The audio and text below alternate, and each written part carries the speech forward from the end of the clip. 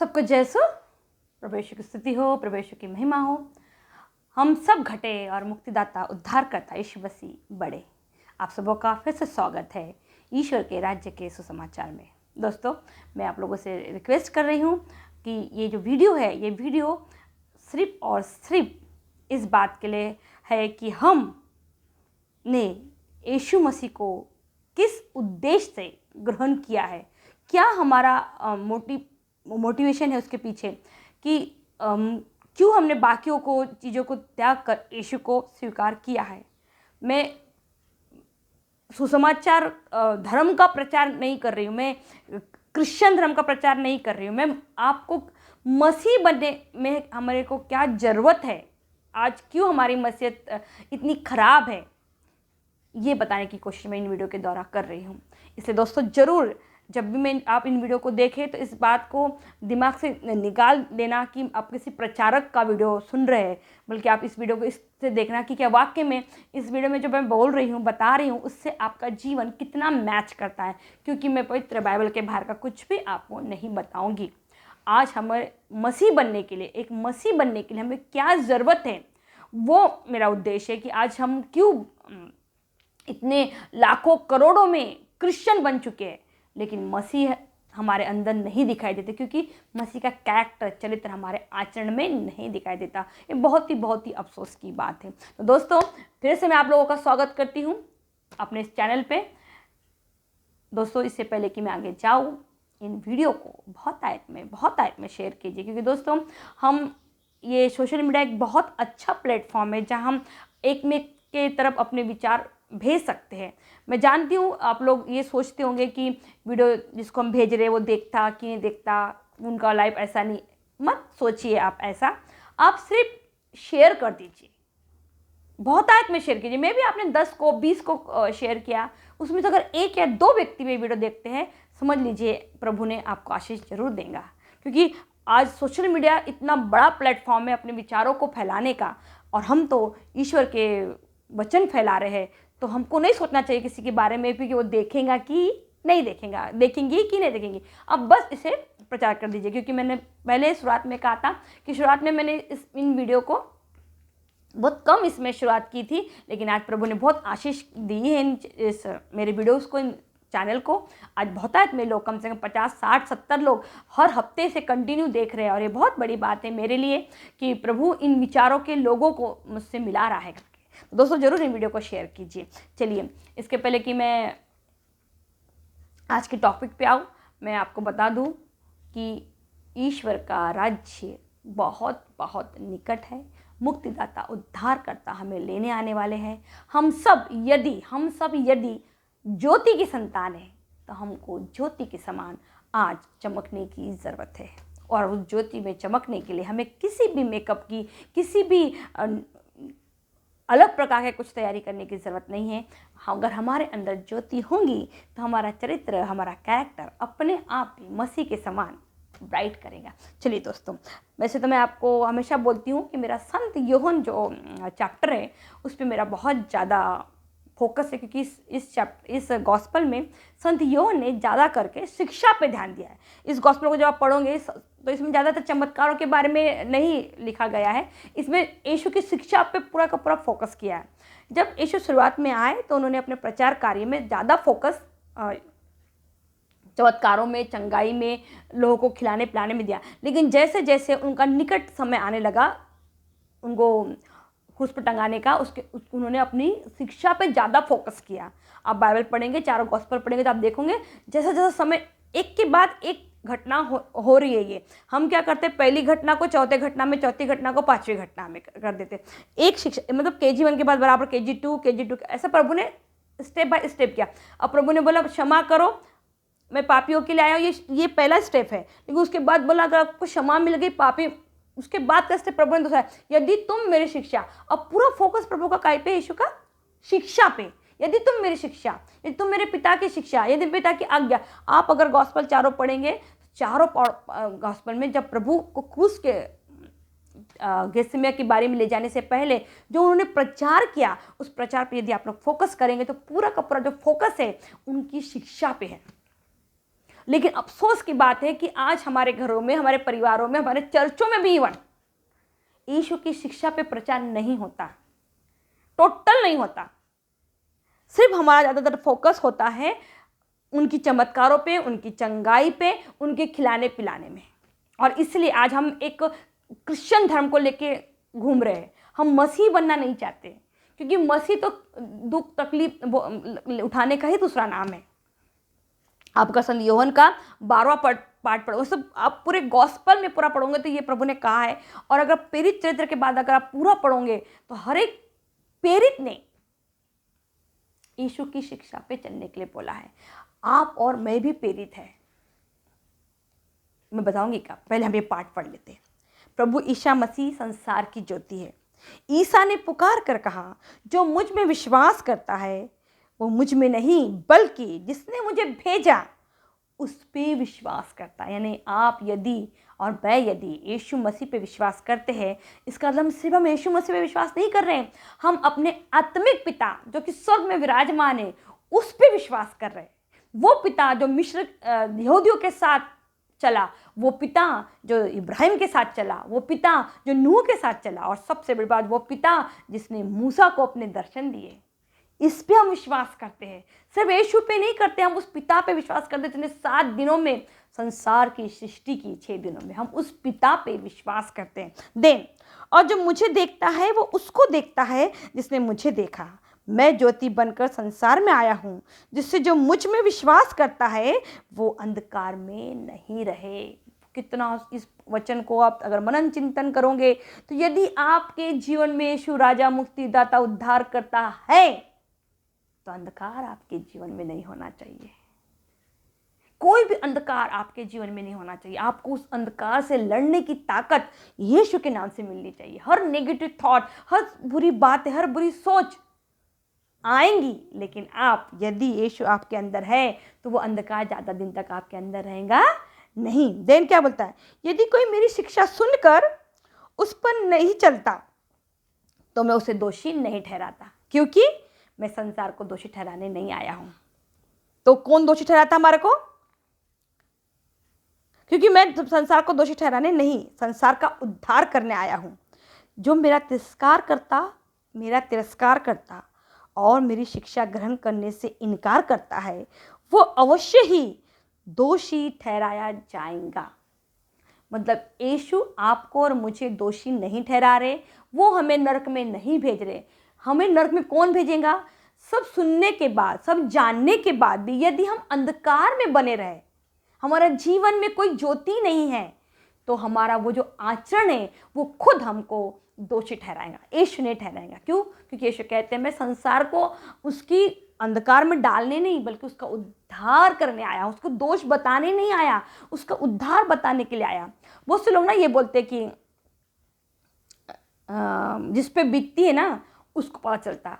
मैं आज ये वचन में जब मेरे मन में आया तो मैं सोच रही थी बिल्कुल बात सच है, जिस पे बीतती उसी को पता चल रहा है, इसलिए अब तक हम मसीह नहीं बने। जी हाँ दोस्तों, यीशु पे जो बीती गेत्सेमनी की बारी से लेके वही तो शुक्रवार तक वो जो बीती ना उस पर उसको हम महसूस ही नहीं कर रहे, इसलिए आज हम अंधकार में हैं, इसलिए हम पाप में हैं, इसलिए ज्योति हमारे चेहरे पे नहीं है, क्योंकि हम उस कोड़ों को, उस दर्द को महसूस ही नहीं कर रहे, क्योंकि उस पर बीत गई ना, उसने बिता के, उसने मार खाया, हम सिर्फ रो रहे उसके लिए। लेकिन यीशु हमारे लिए रो रहा कि मैंने जो तकलीफ उठाई है ना, मैंने मेरे लिए नहीं, ताकि तुम मेरी तकलीफों को महसूस करो कि मैं तुम्हें उद्धार मिले, तुम ज्योति की संतान बन जाओ, इसलिए मैंने ये दुख उठाया।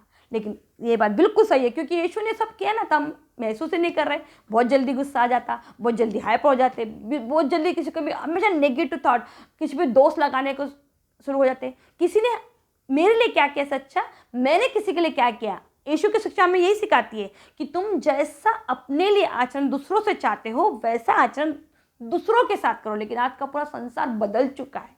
मैं सेवा कराने नहीं, करने आया था, ये यीशु की शिक्षा है। लेकिन आज का मनुष्य जाति सबसे अपोजिट, मान सम्मान में गिरा हुआ है। मैं छोटी सी कोई बात अगर किसी ने कुछ बोली तो पूरा दिन खींच लेते हो बात को लेके। क्योंकि हम आत्मिक जीवन में कमजोर है। ये मैं नहीं, बाइबल कह रहा है। प्रभु हमें दोषी नहीं ठहरा रहा। क्या ठहरा रहा? हमारा आचरण दोषी ठहरा रहा है। हम सब प्रेरित हैं। कब प्रेरित बन जाते हैं हम? जब आप और मैं परम प्रसाद में होते और यीशु जब फादर जब वो परम प्रसाद उठा के कहता है ना कि ये रोटी मैं तुम सबको देता हूँ, इसे तुम मेरे नाम पे ग्रहण करो, मैं तब हम सब प्रेरित ठहराए जाते हैं और फादर उस जगह पे यीशु ठहराए जाते हैं। हम हर मिस्से में ये प्रॉमिस करते कि हम क्या है? प्रेरित है। लेकिन बोलते ना 12 में से एक यूदास इस्करियोती भी था, तो वहाँ पे भी कलीसिया में भी ज़्यादा मात्रा में यूदास इस्करियोती रहते, पौलुस 11 प्रेरित कम मात्रा में रहते।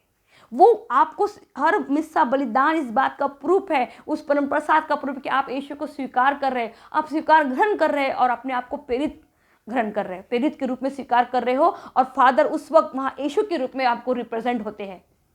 फादर बोलो पास्टर, जो भी उस रोटी को उठा के जब फादर उठाता है तब वो यीशु को रिप्रेजेंट करते हैं। और जो हम खाते हैं, हम जो देखते हैं, तुम सब लो इसमें से खाओ, तो यीशु ने किसे कहा? वो 12 प्रेरितों को कहा। उस वक्त हम प्रेरित हैं।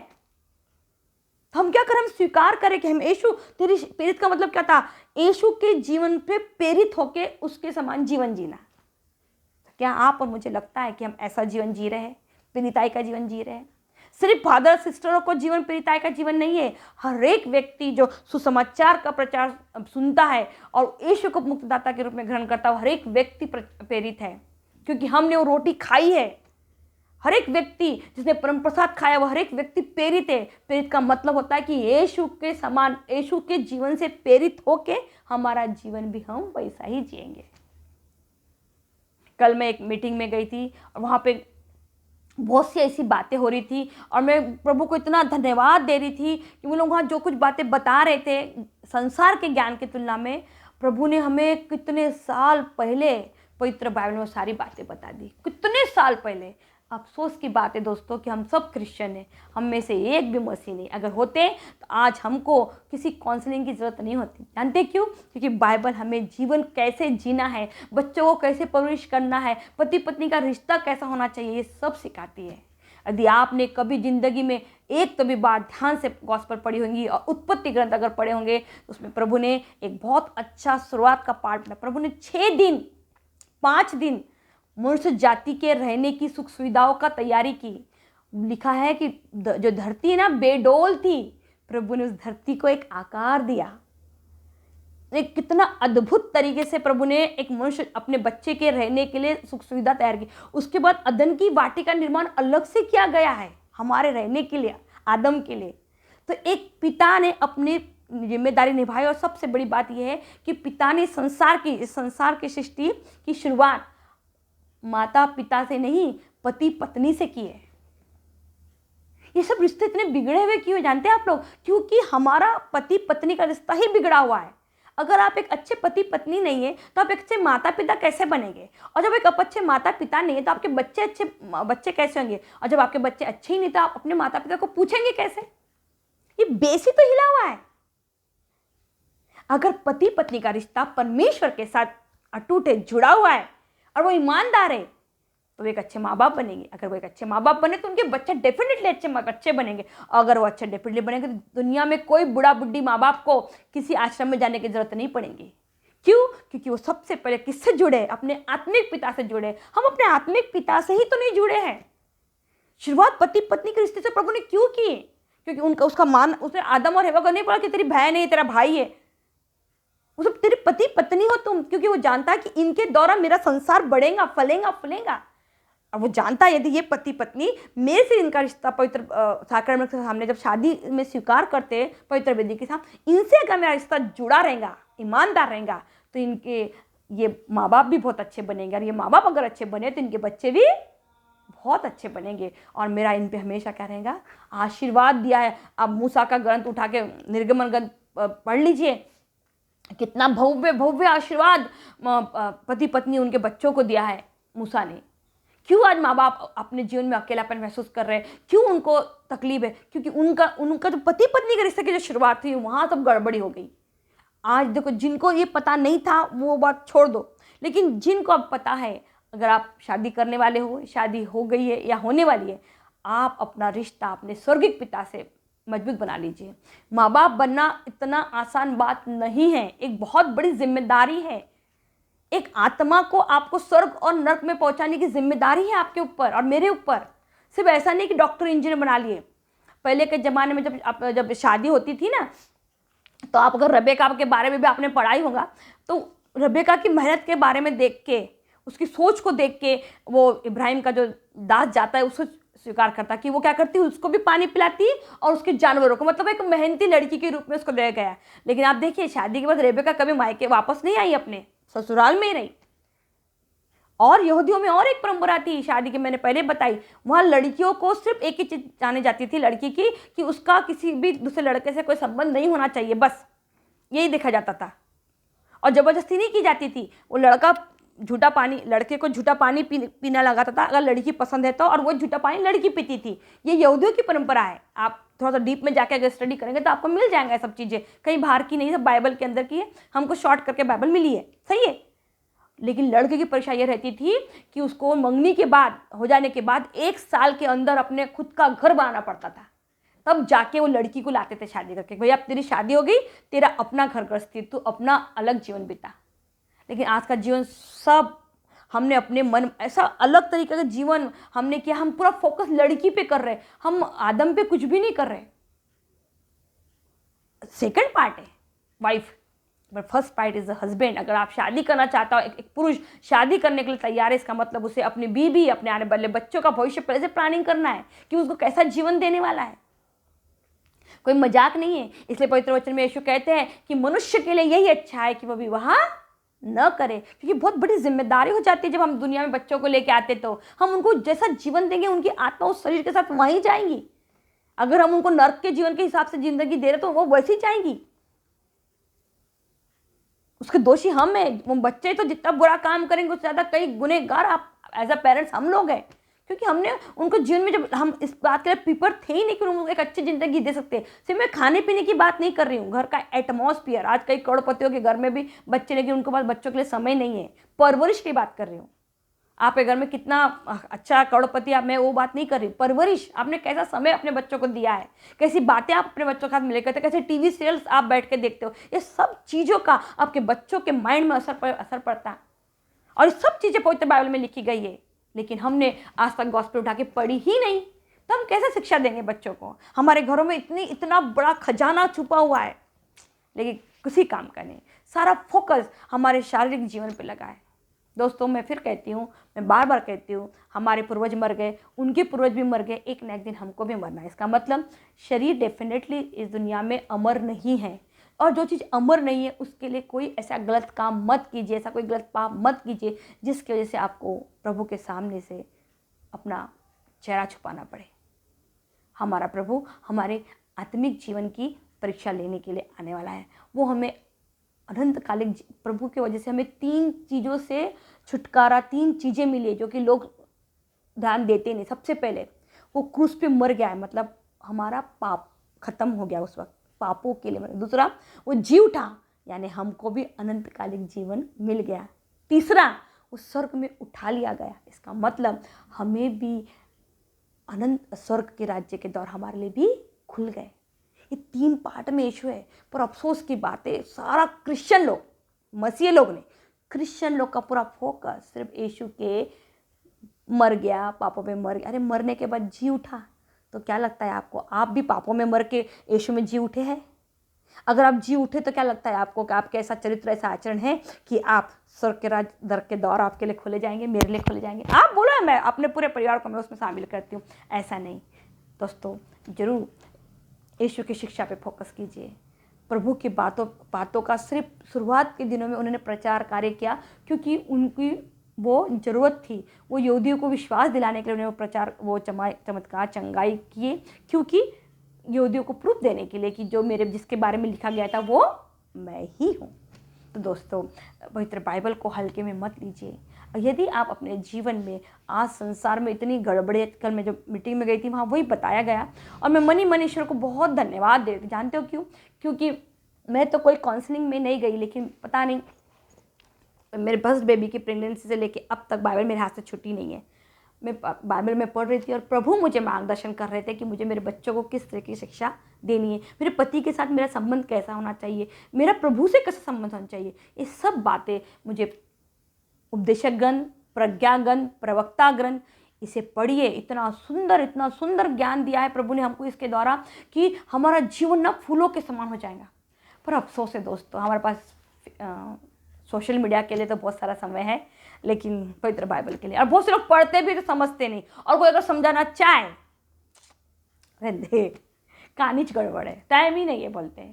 क्योंकि संसारिक ज्ञान, संसार का ज्ञान ने हमें क्या कर दिया है, हमारी बुद्धि को भ्रष्ट कर दिया है। हम पूरे संसार का ज्ञान अपने पास रखना चाहते हैं, पर अफसोस है परमेश्वर की बुद्धि हमारे पास नहीं है। और परमेश्वर की बुद्धि कहती है कि अगर मैं तेरे साथ हूँ तो दुनिया का कोई सी भी परिस्थिति क्यों ना आ जाए, तुझे डरने की ज़रूरत नहीं है। क्यों? यही परमेश्वर की बुद्धि कहती है। आप देख लीजिए पुराना नियम उठा के, बड़े से बड़ी लड़ाइयाँ उन्होंने लड़ी, तो उनके बहुत बड़े बड़े योद्धा नहीं थे। मूसा प्रार्थना कर रहा और लड़ाई जीत गए। प्रार्थना क्यों? कि परमेश्वर की बुद्धि उनके साथ थी, प्रभु उनके साथ था। अब तो छोटी छोटी बातों के लिए हम परेशान हो जाते, पट डिसीजन लेते, ऐसा कर ले, ऐसा कर ले। नहीं, थोड़ा बैठ के शांति से बैठ के सोचो तो सही कि प्रभु आपसे क्या बात करना चाहता है, प्रभु की क्या योजना है आपके जीवन में। जी हाँ दोस्तों, मैंने पिछले बार भी बताई, फिर बताती हूँ। हे पिता हमारे का बहुत अच्छा मतलब है आज हमको खुल के यीशु को स्वीकार करना और बोलना है, यीशु तेरा, मेरे पिता जो राज्य आदम के फल खाने से चला गया था ना, वो राज्य मेरे जीवन में तू वापस लेके आ जा। हे प्रभु, मेरे जो भी कार्य करूँ ना, उससे तुझे महिमा मिल जाए, तेरा नाम पवित्र ठहर जाए। और प्रभु तेरी जो योजना मेरे जीवन में तूने बनाई है ना, वही पूरी होने दे, बाकी कुछ तेरे से मैं नहीं मांगता। और यदि आप प्रभु की योजना के हिसाब से जीवन जियोगे, मेरे भाइयों, क्या लगता है आपको कि प्रभु की कोई योजना आपके लिए और मेरे लिए बुरी हो सकती है क्या? मेरी सारी कल्पनाएं तेरे भले के लिए है, हानि के लिए नहीं, और अंत में तेरी मैं आशा पूरी करूँगा। ये वचन है उसके। और उसने बोला, मैं अपने से ज़्यादा अपने शब्दों पे, अपने वचनों पे गर्व करता हूँ, मैं उसका मान रखता हूँ। मेरे वो महत्वपूर्ण पाठ है। पवित्र बाइबल सिर्फ और सिर्फ पढ़ के रखने की चीज़ नहीं है, इसे ज़िंदगी में उतारने की ज़रूरत है। हम सब कमी हैं, लेकिन आखिरी में जो कमी हम में बच जाएंगी वो प्रभु के रक्त से साफ हो जाएंगी। लेकिन कंटिन्यू में पाप कर करके प्रभु के पास मत जाओ, मत अपने ईश्वर का नाम व्यर्थ में खराब करो। बहुत महान है हमारा पिता, उसका प्यार। हम सब, आदम को उसने अपना पुत्र बनाया, लेकिन उसका पुत्र का जो अधिकार छूट गया, उसके बाद उसने क्या किया, दत्तक पुत्र पुत्रिया बना के फिर से ले लिया। और कितना प्यार चाहिए हमें दोस्तों। मैं अपने जीवन में यीशु के प्यार को बहुत महसूस करती हूँ।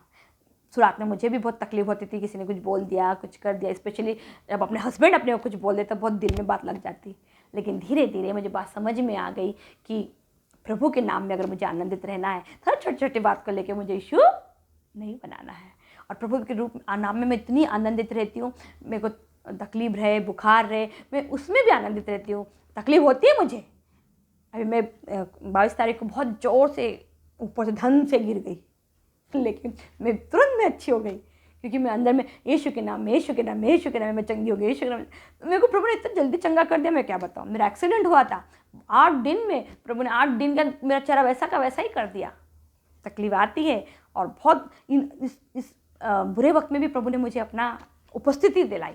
आपके जीवन में प्रभु है या नहीं, पहले ये तो जान लीजिए। सबसे मेन बात तो ये है कि क्या यीशु आपके जीवन में उपस्थित है या नहीं। तो दोस्तों, इस वीडियो को मैं समापन तक ले जाऊंगी। बंद करने से पहले एक और रिक्वेस्ट, प्लीज़ वीडियो को बहुत आयत में शेयर कीजिए। शेयर करना मत भूलिए। मैं जानती हूँ आप सब बहुत बिजी है, फिर भी थोड़ा सा समय निकाल के इन वीडियो को शेयर कीजिए, ताकि ये विचार, जो प्रभु के विचार है, ये बहुत लोगों तक जाए। हो सकता 100 को आपने किया, 5 उसमें से सुन ले, 100 के दौर उनके लिए खुल जाए। आइए हम एक छोटी सी प्रार्थना से इस वीडियो को समापन तक ले जाएंगे। हे मेरे स्वर्गीय पिता, तेरा धन्यवाद देती हूँ। धन्यवाद प्रभु इतना सारा प्यार करने के लिए। धन्यवाद प्रभु, आदम के फल खाने से जो पुत्र बनने का अधिकार हमने खो दिया था, तेरे पुत्र द्वारा हमने फिर से दत्तक पुत्र पुत्री बनने का अधिकार पा लिया है। धन्यवाद मेरे यीशु राजा, मुक्तिदाता, उद्धार करता, कि तेरे द्वारा प्रभु जी हमने महान वरदान पाए। सिर्फ हमने हमारे पापों से ही छुटकारा या मुक्ति नहीं पाई है, बल्कि हमने फिर से पुनः जीवन होने का भी वरदान मिला है हमको। और साथ ही साथ जिस तरीके से तेरे लिए स्वर्ग के द्वार खुल गए, वैसे प्रभु हमारे लिए भी स्वर्ग के द्वार खुल गए। क्योंकि परम महापवित्र स्थान पे आम जनता नहीं जाती, लेकिन तूने वो परम प्रसाद, वो पर्दा फाड़ने से वो परम प्रसाद पवित्र स्थान, वो स्वर्ग का द्वार हम मनुष्य जाति के लिए भी खोल दिया। धन्यवाद धन्यवाद धन्यवाद प्रभु, तुझे कितना धन्यवाद को, तेरी कितनी स्तुति, तेरी कितनी आराधना हम करें प्रभु, सारा जीवन कम पड़ जाएगा प्रभु। तेरे इतने महान कार्यों के लिए, इतने महान वरदानों के लिए मैं तुझे धन्यवाद देती हूँ प्रभु। अपना प्रेम यूँ ही हम पे बनाए रख प्रभु। मैं अपने लिए, अपने परिवार के लिए और जितने भी लोग प्रभु ये वीडियो के द्वारा इन विचारों को, तेरे सुसमाचार को सुन रहे हैं और समझ रहे हैं कि हमसे क्या गलती हो रही है, हमें क्या सुधारना है प्रभु, उन सबों के परिवारों को भी तेरे पवित्र चरणों में रखती हूँ प्रभु। और प्रार्थना करती हूँ प्रभु कि जो महान तूने चीज़ें हमारे जीवन में रखी है, स्वर्ग का राज्य, अनंत जीवन और पापों से मुक्ति, ये सारी चीज़ों को हम हल्के में ना ले, बल्कि बड़ी गंभीरता के साथ तेरे करीब आए प्रभु जी। प्रभु जी, मैं प्रार्थना करती हूँ कि तू हमारी गलतियों को, गुनाहों पे ध्यान ना दे, बल्कि तू हमारे उन अच्छाइयों को मल्टीप्लाई कर दे, जिससे हम हर दिन स्वर्ग के द्वार के करीब करीब जाते जाए। मैं सारी प्रार्थनाएं, सारी विनती मेरे स्वर्गिक पिता आपके पवित्र चरणों में चढ़ाती हूँ और आपसे विनती करती हूँ कि इन प्रार्थनाओं को, इन विनतियों को आप कबूल कीजिए, आपके परम प्रिय पुत्र यीशु और हमारे मुक्तिदाता, उद्धारकर्ता यीशु राजा के नाम पर, आमीन।